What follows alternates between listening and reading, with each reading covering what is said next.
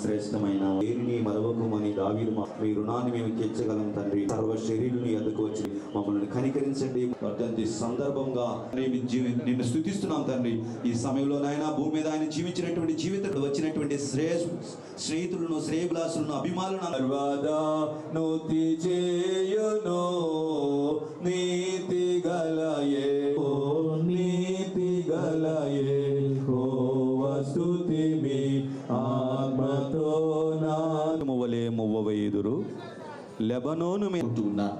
ఎందుకంటే దేవుణ్ణి అంటి పెట్టుకున్న వారు వంచండి, కళ్ళు మూసుకున్నారు. వర్ధిల్లుదురు. ఇది దేవుని వాక్యం. అంతమే ఉండదని తెలియచేశారు తండ్రి. స్తోత్రములు. లేఖన భాగంలో నుంచి మాట్లాడిన మాట, నేను ప్రారంభించి ప్రవేశపెట్టిన పథకములు ఎలా జరుగుతున్నాయి అని తండ్రి దాన్ని తక్షణమే ఎక్కడ నీతిమంతులు ఎప్పుడు కూడా సంతృప్తిని అనుభవిస్తారు. విశ్వాసం అటువంటి పటిష్టమైనటువంటి విశ్వాసంతో ముందుకు వెళ్ళారు. వాక్యము ఆయన నోట నుండి వచ్చి ఆయన పలుకగా వెలుగులోనికి వచ్చి సహవాసం, దేవునితో సహవాసం చేసేవారు దేవుని ఎదురు చూసిన దాని అవలేలుగా అధిగమించిన సహవాసము